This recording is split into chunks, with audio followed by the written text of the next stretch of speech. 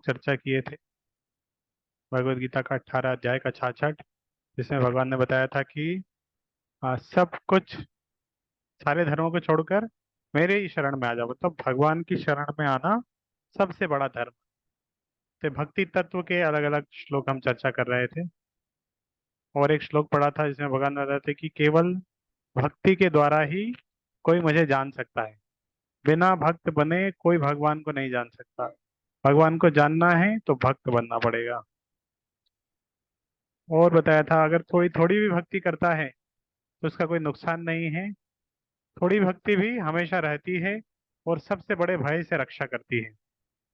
और एक बता तो हमने पढ़ा था कि किस तरह आ, हमें भक्ति को किस तरह करना चाहिए, व्यवसायत्मक रिजोल्यूट इंटेलिजेंस के साथ। बहुशाखा में उसको विभाजित नहीं करना चाहिए। हमने चल एग्जाम्पल पढ़ा था कि इस तरह एक जगह गड्ढा करना और अलग अलग जगह छोटे छोटे गड्ढे करने का उदाहरण। फिर 61 नंबर श्लोक पढ़ा था, तानि सर्वाणि संयम में, किस तरह सारे इंद्रियों को संयम करके युक्त आसीत मत पर, भगवान की सेवा में इसको लगाना। इस तरह सारे कर्मों को भी भगवान की सेवा में लगाना। इस तरह राग भय और क्रोध से मुक्त होके, राग भय क्रोध से मुक्त होके बहुत सारे लोग पहले भी भगवान के यहाँ पे जा चुके हैं।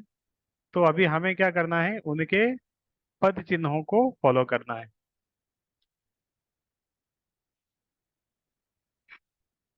तो और ये रिसिप्रोकल नेचर भगवान का, किस तरह भगवान अपने भक्तों के साथ आदान प्रदान करते हैं, रिसिप्रोकेट करते हैं। तो ये सब श्लोक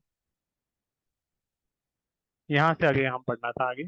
एक श्लोक था 6 अध्याय का आखिरी श्लोक, जिसमें भगवान कहते हैं कि सारे योगियों में सबसे श्रेष्ठ योगी कौन है, श्रद्धावान भजते हो। अलग अलग योगा के बहुत सारे वो है ना। तो यहाँ से हम आज पढ़ते हैं, योगिनामपि सर्वेषां अद्गतेनन्तरात्मनः श्रद्धावान भजते यो माम समय युक्त तमो मतः।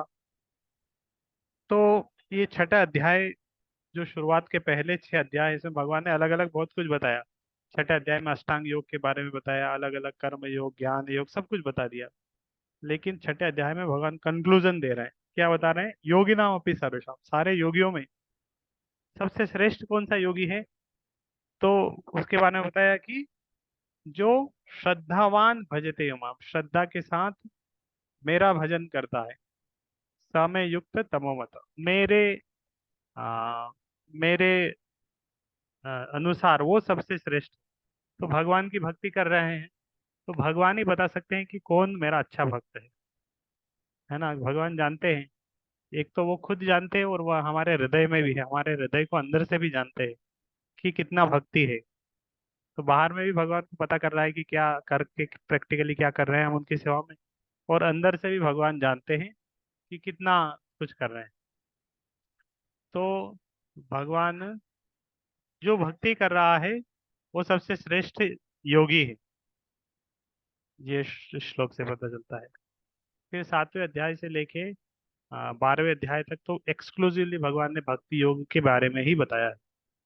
तो शुरुआत के पहले दिन के हमने 9वें अध्याय में बहुत सारे श्लोक थे भक्ति योग के, वो सब चर्चा किए। 7वें अध्याय में भी कुछ श्लोक है। तो पहला श्लोक है 7वें अध्याय का, इसमें भगवान बोलते हैं कि मयि आसक्त मनः पार्थ योगम युञ्जन मदाश्रय असंशयम समग्रम माम यथा ज्ञास्यसि तच्छृणु।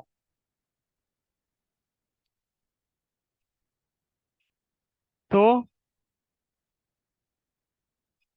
मयि आसक्त मना पार्थ, भगवान क्या चाह रहे हैं कि हमारा मन किस में आसक्त हो, मयि आसक्त, मुझ में आसक्त। अभी हमारा मन किस में आसक्त है, अलग अलग लोगों का मन अलग अलग जगह आ सकता है। किसी का मोबाइल में आ सकते हैं, किसी का स्कूटी में आ सकते हैं, किसी का कार में आ सकते हैं, किसी का बिजनेस, किसी का न्यूज़पेपर, सुबह सुबह न्यूज़पेपर चाहिए उसको, उसमें मन लगा है। किसी का टीवी के कोई सीरियल में मन लगा रहता है, तो सीरियल आते, सीरियल का टाइम होते ही मन छटपटाने लगता है, मुझे सीरियल देखना है, सीरियल देखना है। तो कहीं ना कहीं हर किसी का मन कहीं ना कहीं लगा हुआ है। तो भगवान बोल रहे हैं कि ये मन को मुझ में लगा, मुझ में आसक्त करो, मैं ही आसक्त बना पाता। और उसके बाद क्या करो, योगम युंजन मदाश्रय, योग को, योग करो युंजन, मद आश्रय, मन को मुझ में लगाओ और मेरे आश्रय में कार्य करो। अगर ऐसा करेंगे तो क्या होगा? असंशयम समग्रम माम, असंशयम समग्रम माम, इसमें कोई डाउट नहीं है कि तुम मुझे बहुत अच्छे से जान पाओगे। यथा ज्ञासी तत्शृणु। तो क्या करना है? भगवान के बारे में बोल रहे हैं, भगवान खुद बोलेगा अब सुनो मैं तुम्हें बता रहा हूं इसके बारे में, इसके द्वारा तुम मुझे बहुत अच्छे से जान पाओगे। और करना क्या है? मन को मुझ में आसक्त करना है और मेरे आश्रय में कार्य करना है। तो और तीसरा नंबर श्लोक 7वें अध्याय का। मनुष्याणाम सहस्रेषु कश्चिद् यतति सिद्धये, यततामपि सिद्धानाम कश्चिन् मां वेत्ति तत्वतः। ये श्लोक में भगवान बोलते हैं कि जो भक्ति है बहुत रेयर है। हर कोई व्यक्ति भक्ति नहीं कर सकता। कम ही लोग हैं जो भक्ति कर पाएंगे। जिस तरह हीरे की दुकान, हीरे की दुकान पे कितने कस्टमर मिलेंगे? बहुत कम ही मिलेंगे, खाली ही रहेगी जनरल। रेयरली कोई कस्टमर जाता है, क्योंकि हर कोई व्यक्ति है नहीं जो हीरे का प्राइस चुका सके। हर किसी की उतनी योग्यता नहीं होती। लेकिन आलू टमाटर की दुकान पे बहुत भीड़ रहती है। तो भगवान इसी तरह बोल रहे हैं कि ये भक्ति है, बहुत रेयर है, कम ही लोग करेंगे। मनुष्याणाम सहस्रेषु, हजारों हजारों लोग मनुष्यों में से कश्चित यतति सिद्ध है, हजारों हजारों मनुष्य में से कोई एक व्यक्ति इस पथ पे आगे बढ़ने का प्रयास करता है, सिद्धि के लिए प्रयास करना शुरू करता है। हजार में से कोई एक प्रयास करना शुरू करता है। और फिर यतताम अपि सिद्धानाम, जो हजार लोग प्रयास कर रहे हैं, कश्चिन माम व्यतीत, तो उनमें से कोई एक रेयरली मुझे जान पाता है। तो बहुत कितना रेयर है? हजार में कोई एक, फिर और हजार में फिर कोई एक। बहुत कम प्रोबेबिलिटी है कि, यहाँ पे होता out of many thousands of man one may Endeavour. हजारों हजारों में से कोई एक प्रयास शुरू करता है, मतलब वो प्रयास शुरू करता है। फिर हजारों हजारों लोग जो प्रयास कर रहे हैं, उनमें से कोई एक सिलेक्ट हो पाता है, भगवान को जान पाता है। तो बहुत रेयर है भक्ति। इसीलिए भक्त भी बहुत रेयर मिलते हैं, और शुद्ध भक्ति और रेयर है। तो इसीलिए हमें वो नहीं होना चाहिए कि अरे कोई भक्ति नहीं कर रहा है, हम क्यों ना करें। तो बहुत बार ऐसा होगा कि हम फ्रेंड सर्कल है, बहुत सारे लोग एक साथ करते थे, धीरे धीरे लोग लोग छटते जा रहे हैं, पीछे हटते जा रहे हैं इस रास्ते से। तो होता है इस तरह। तो लोग तो कम होंगे, तो हमें ये नहीं सोचना चाहिए कि अरे लोग कम हो गए चलो मैं भी छोड़ देता। प्रभुपाद का एक स्टेटमेंट है जिसमें वे बोलते हैं कि लोग भक्ति छोड़ रहे हैं, ये देख के आश्चर्य नहीं करना चाहिए। आश्चर्य तो ये देख के करना चाहिए कि लोग भक्ति कर रहे हैं, सालों साल इतना कर रहे हैं। कितना कठिन है, फिर भी सालों से, 10 साल हो गए, 20 साल हो गए, 30 साल हो गए, 40 साल हो गए, भक्ति कर रहे हैं, छोड़ नहीं रहे हैं। तो कितना रेयर है।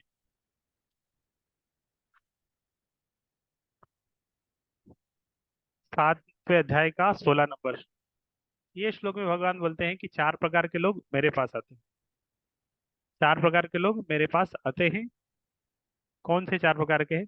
चतुर्विधा भजन्ते माम जना सुकृतिनो अर्जुन, आर्तो जिज्ञासुर अर्थार्थी, ज्ञानी च भरत ऋषभा।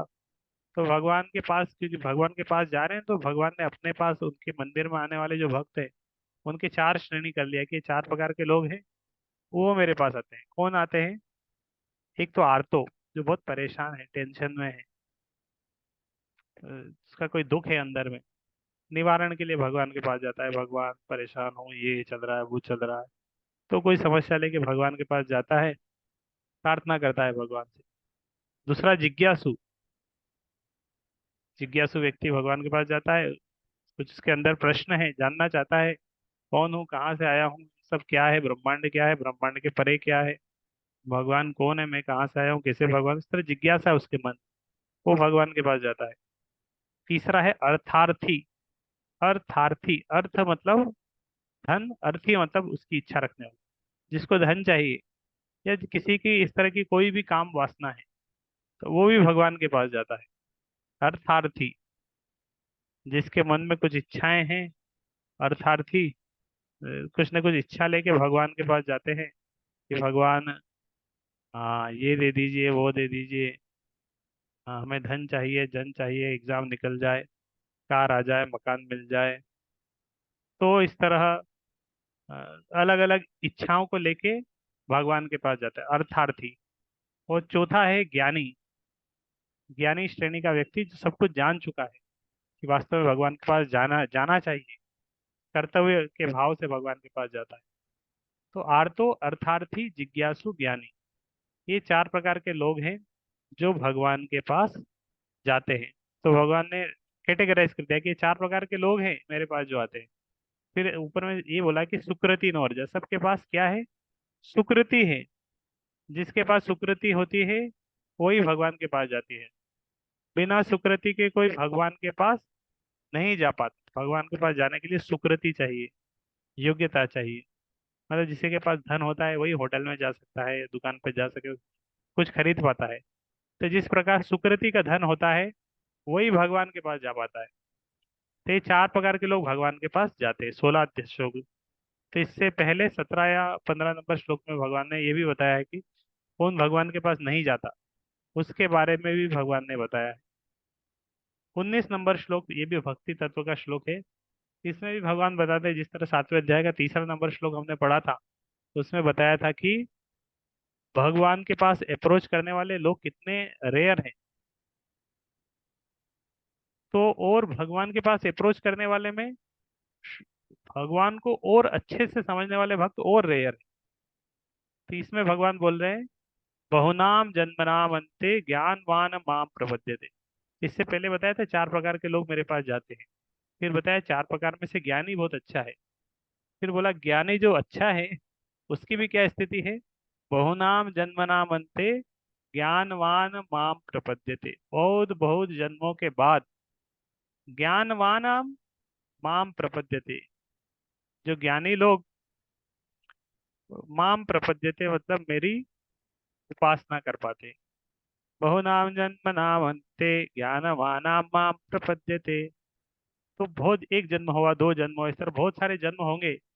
क्या बहुत सारे जन्म जब ज्ञानी के बिताए तब फिर उसका सार में वो ज्ञानी व्यक्ति समझ पाता है। क्या समझ पाता है? भगवान को समझ पाता है। वासुदेव सर्वमिति स महात्मा सुदुर्लभ।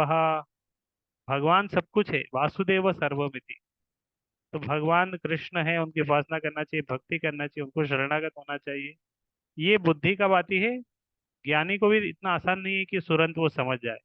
ज्ञानी को भी हजारों हजारों साल के इस तरह जन्म लेने पड़ते हैं, तब जाके वो समझ पाता है कि भगवान को शरणागत होना चाहिए। स महात्मा, उसको भगवान ने बोला कि वो महात्मा है। स महात्मा सुदुर्लभा। तो भगवान किसको महात्मा बोलते हैं? जो कृष्ण को जानता है, जो भगवान को जानता है, वही महात्मा है। और कोई महात्मा नहीं हो सकता। ज्ञानी व्यक्ति भी महात्मा नहीं हो सकता। महात्मा बनने के लिए बहुत ऊंची योग्यता चाहिए। बहुत बहुत जन्मों के बाद कोई ज्ञानी महात्मा के स्तर पर आ सकता है। तो हम किसी व्यक्ति को ठप्पा लगा के नहीं बोल सकते कि ये महात्मा जी है। बहुत कठिन है। और पहले दिन हमने श्लोक पढ़ा था, महात्मानस्तु माम पार्थ देवीम प्रकृति आश्रिता। जिसने देवी प्रकृति का आश्रय लिया वो महात्मा है। फिर 7वें अध्याय का 28 नंबर श्लोक। इसमें भगवान बोलते हैं कि कौन मेरी भक्ति बहुत दृढ़ता से कर पाता है। ये शाम त्वंतगतम पापम जनानां पुण्य कर्मणाम ते द्वंद्व मोह निर्मुक्ता भजन्ते माम दृढ़व्रतः। येषाम त्वंतगतम पापम जनानां पुण्य कर्मणाम। तो यहाँ बोले भगवान, येषाम त्वंतगतम पापम, जिसके पापों का अंत हो गया है। जनानाम पुण्य कर्मणाम, इस तरह के जो पायस व्यक्ति है, इस तरह का जो पुण्यात्मा है, जिसके पापों का अंत हो गया है। ते द्वंद्व मोह निर्मुक्ता, वे मेरी भक्ति कर पाते हैं। किस तरह? द्वंद्व और मोह से। उनके बिना द्वंद्व और मोह के बहुत अच्छे से दृढ़ व्रत होके मेरी भक्ति कर सकते हैं। नहीं तो हम भगवान की भक्ति करते हैं लेकिन बहुत बार हमारी गाड़ी ऊपर नीचे होती है, कभी ऊपर जाती, कभी नीचे, कभी ऊपर, कभी नीचे, ऊपर नीचे, इस तरह गाड़ी ऊपर नीचे चलती है। लेकिन धीरे धीरे धीरे धीरे जब पापों का क्षय हो जाएगा, एक समय हमारी गाड़ी बहुत स्थिर होके चलेगी।